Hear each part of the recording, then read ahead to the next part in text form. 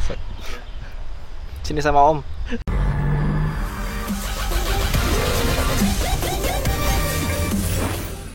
Hai guys and welcome back to Alternate Max. Di belakang saya sudah ada Nissan GT-R yang kalian dari kemarin bilang review GT-R dong, GT-R dong, GT-R dong, dan akhirnya ini adalah GT-R. Your wish granted.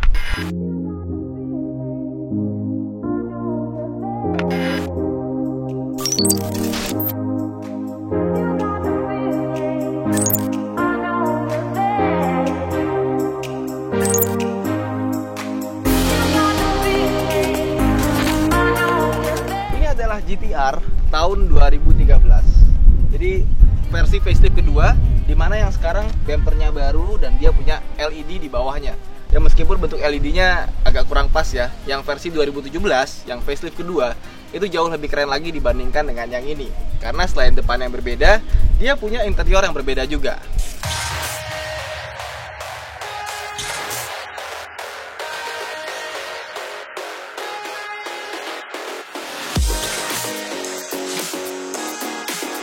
Nissan GT-R ini adalah salah satu favorit gue. Kenapa? Karena kebanyakan tuh kalau misalnya mobil Jepang itu pengen bikin mobil yang kencang, itu pasti dia kayak Eropa-Eropaan gitu. Pengen ngikutin Italia kayak Honda NSX dan kawan-kawannya. Tapi kalau Nissan itu berbeda. Dia pengen waktu pertama kali mereka mendevelop ini, dia pengen menunjukkan bahwa ini adalah Jepang. Jepang banget. Makanya desainnya sangat berbeda sekali kalau kita lihat mobil-mobil Italia atau Jerman. Nah, yang spesial juga ada pada mesinnya. Kita buka aja. Dia mesinnya belum pakai hidrolik ya, masih bukanya secara manual gini.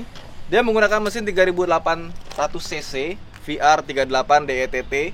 Dulu pertama kali keluar tenaganya cuma 485 PS. Sekarang yang versi facelift ini tenaganya 545 PS dan juga torsinya 612 Nm. Jadi sangat besar sekali dan sangat kencang sekali. Mesinnya ini V6 6 silinder twin turbo buatan Ishikawa-Jima, dan juga dia punya transmisi yang didesain oleh BorgWarner dan dibuat oleh Aichi, 6 percepatan semi automatic dual clutch. Dan dia punya penggerak all wheel drive. Makanya mobil ini bisa 0 ke 100 itu kenceng banget. Beberapa test driver itu bilang ini bisa 0 ke 100 sampai 2,7 detik. Beberapa juga ada yang bilang 3 detik. Pokoknya macam-macam lah. Tapi satu hal yang bisa kita tahu bahwa mobil ini meskipun hanya 3800 cc tanpa teknologi hybrid ataupun tenaga tambahan, dia sangat-sangat kencang. Terus di sini ada tulisan Premium Midship.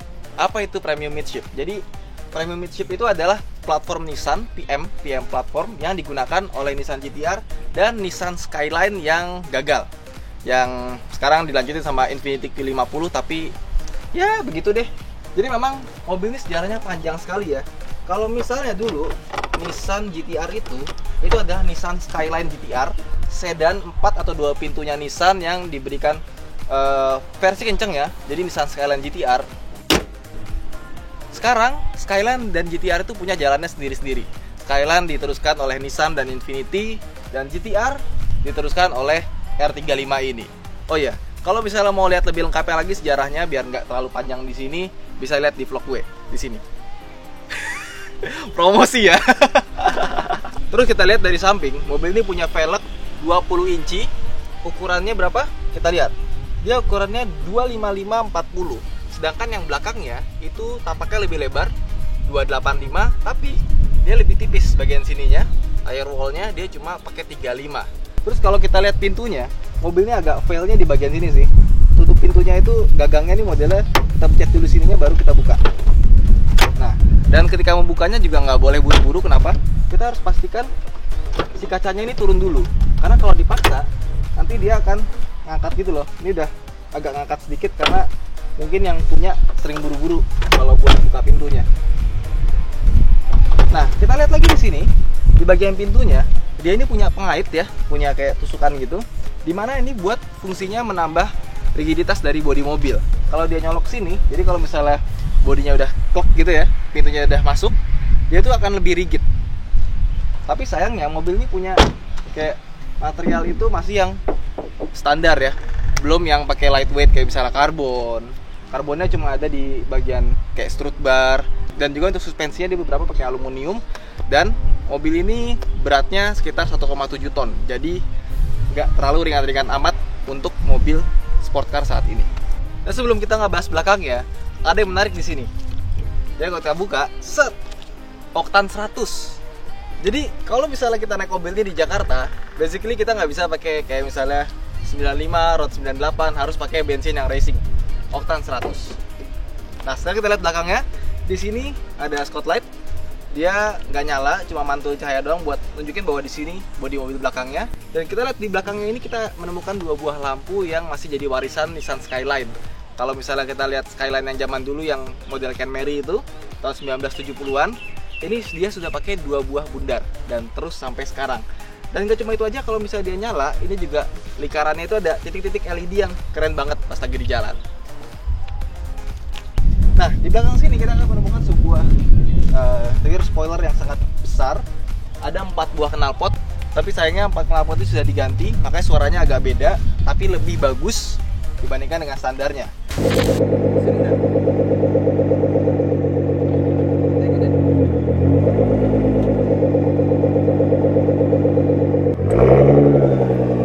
Di bagian belakang ini gue juga menemukan ada satu hal yang menurut gue agak aneh sih. Untuk mobil semahal ini, itu kayak ini gapnya itu sampai jari kita bisa masuk gitu. Kenapa untuk mobil kayak gini hal-hal seperti ini masih kelihatan nggak begitu mahal? Dan karena ini adalah sebuah Nissan, tentunya ada common parts dengan Nissan lainnya. Seperti kuncinya ini kuncinya mengingatkan gue sama kuncinya keyless Nissan Evalia. Cuma bedanya di GTR. Kalau Nissan kan, kalau Evalia kan tulisannya Nissan gitu ya. Di belakang ini kita bisa lihat kapasitas bagasinya. Kalau mau angkat belakangnya jangan angkat spoilernya, angkat dari tulisan Nissan ini. Kayak gini. Bagasinya ini cukup besar. Kalau misalnya kita buat bawa koper masih bisa. Cuma sayangnya dia tinggi banget ya. Jadi buat ngangkat itu kayaknya agak susah. Buat keluarin lagi juga agak susah. Dan di belakangnya ini nggak ada ban serep karena dia sudah run flat tire. Nah buat nutupnya ini kita dikasih gini ya, pegangan. Jadi kalau nutup gini. Oke, sekarang kita langsung masuk aja ke dalam Nissan GT-R.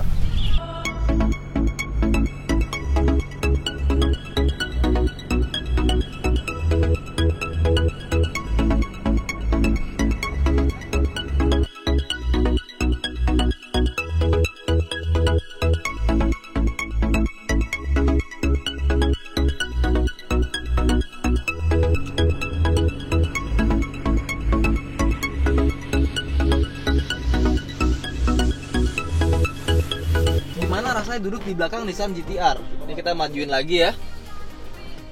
Kita majuin lagi. Sempit banget ini. Ini kan konsepnya 2+2 ya, bukan 4-seater.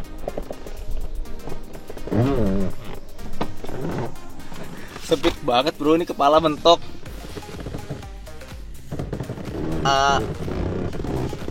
Sempit banget ini.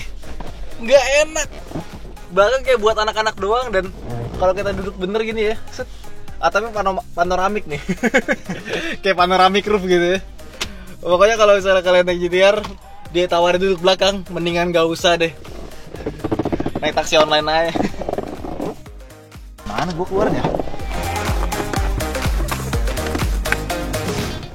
Merdeka. Nah, sekarang kita ada di dalam Nissan GT-R. Dan ketika pertama kali gue masuk ke dalam mobil ini, rasanya nggak wow banget sih. Desain dashboardnya menurut gue nggak begitu bagus dan nggak begitu cantik untuk sebuah sports car.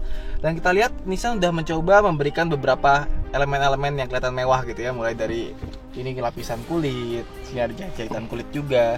Terus di sini banyak soft touch-nya. Jadi kalau soal material bisa dibilang ini cukup premium, meskipun karena desainnya menurut gua nggak begitu wow. Terus kita lihat lagi di bagian sini, karpetnya itu ada tulisan GT-R, emblemnya itu bener-bener mencolot keluar, jadi kelihatannya lebih mewah.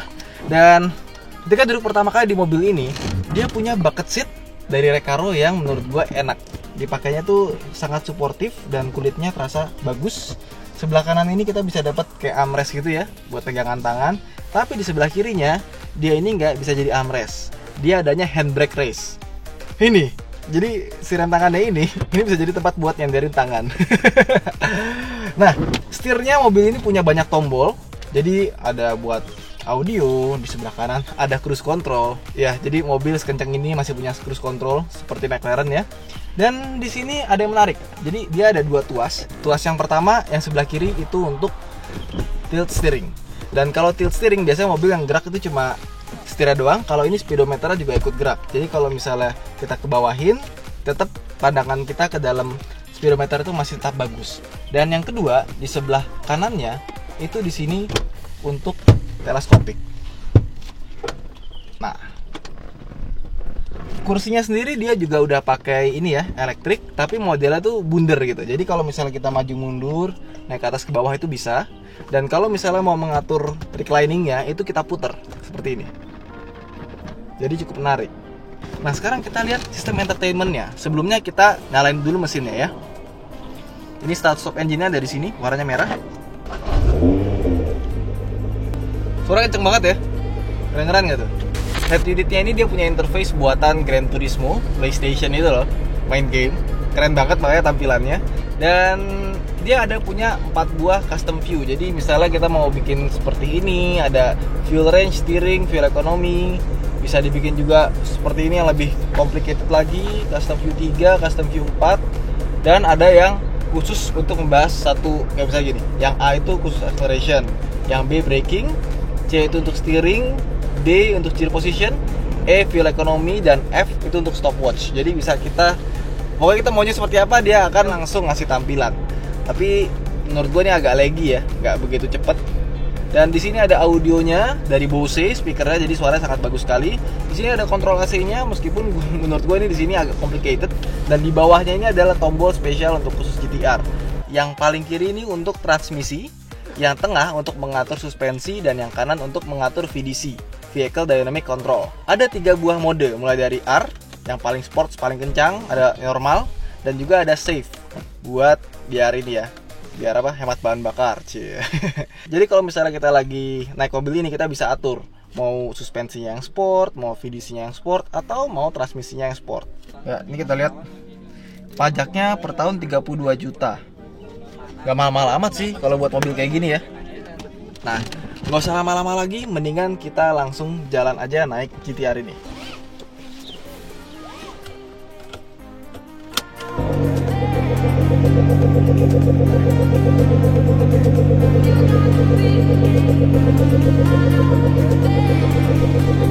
So guys, sekarang kita langsung aja nyetir.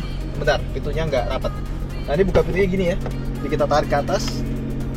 Dan kalau ditutup, suaranya kayak Grand Livina. Masih Nissan sekali. Oke, udah deh, kita jalan. Nah, yang gue suka dari mobil ini, meskipun dia mobil high performance car, tapi kalau kita injek gas gitu ya, dia tuh masih nggak lompat gitu. Jadi kalau kita mau parkir itu masih terasa gampang. Dan setirnya ini dia belum pakai electronic power steering, masih pakai hidrolik. Jadi rasanya itu masih berat kalau dipakai biasa aja. Dan steeringnya ini mungkin kalau pelan belum kerasa ya, nanti kita coba pas lagi kenceng. Terus karena dia udah ganti knalpot ya, ini di belakangnya ini rasanya knalpotnya berisik sekali. Bahkan kalau kita gas kayak gitu ya, suara mesinnya tuh kayak nggak masuk sama sekali gitu. Jadi full suara knalpot. Terus juga dia tuh setiap permukaan jalan, kalau misalnya kena lubang itu kaki-kakinya itu kerasa gluduk gitu. Jadi di dalamnya itu agak berisik jujur. Bukan agak berisik banget. Mobil ini suara serem banget ya. Dan kalau misalnya kita jalan gini ya,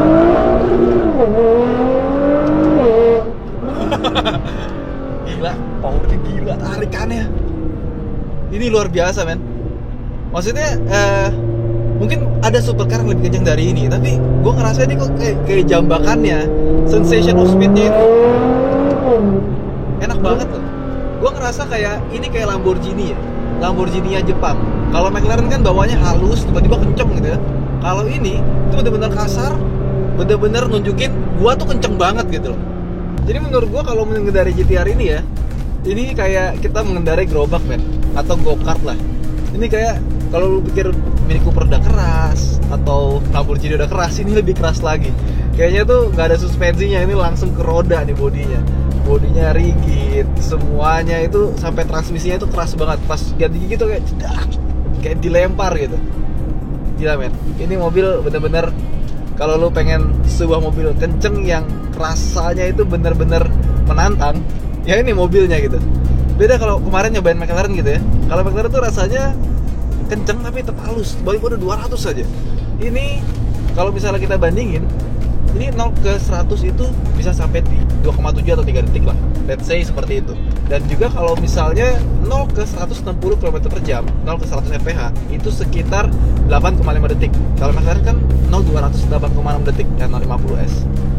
Tapi rasanya halus gitu. Ini benar-benar rasanya cedak. Makanya Jeremy Clarkson lehernya sampai patah. Itu gara-gara kayak gitu kali ya. Rasa G-nya itu luar biasa nih, roller coaster abis gitu. Transmisinya juga dalam kondisi otomatis gitu ya. Kita gas.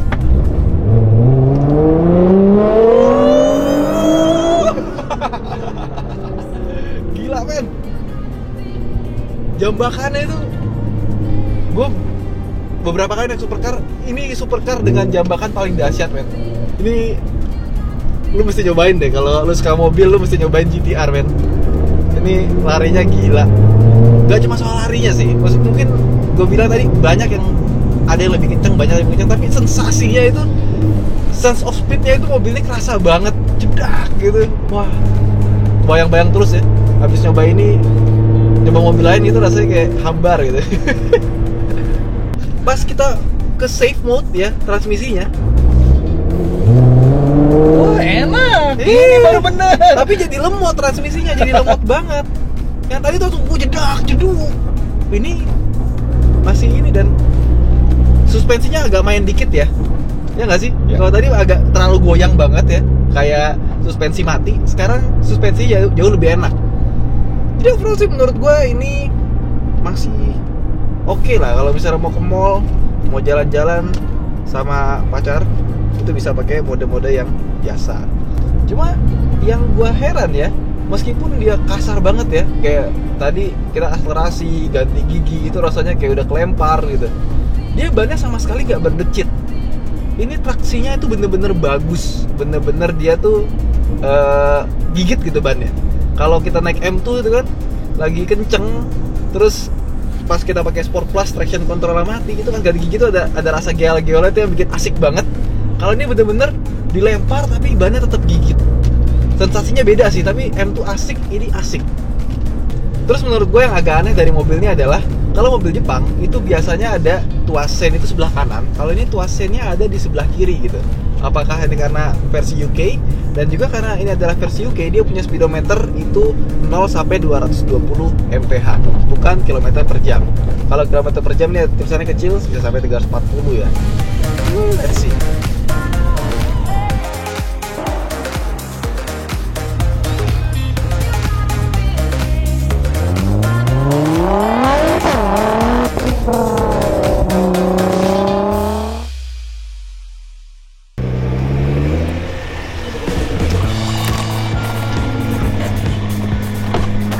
Oke, jadi langsung aja guys kesimpulannya.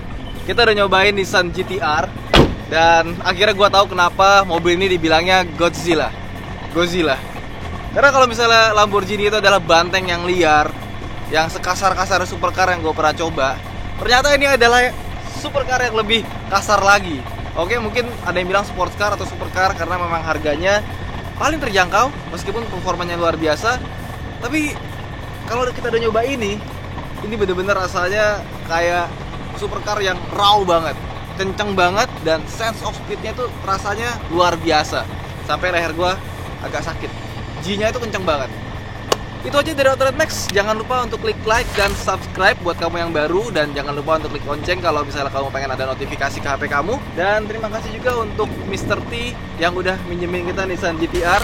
Mungkin penonton ada yang punya supercar juga atau sports car juga, mau pinjemin kita juga boleh. Terima kasih. Sampai jumpa di episode berikutnya.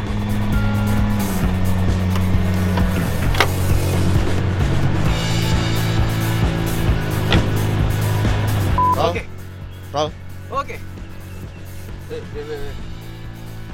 Gue pikir Lamborghini udah paling keras. Iya, ini keras banget loh. Gila. Gak nyangka.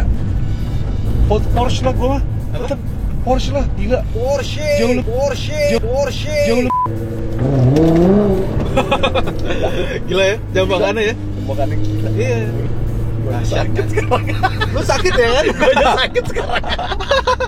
Jangan ditahan, lemesin aja. Nih ya, dari mobil ini kalau misalnya mobil Jepang itu dia punya tuas rem itu di sebelah kanan. Tuas rem. Oh, tuas rem. Lanjut. Supercar sakit leher.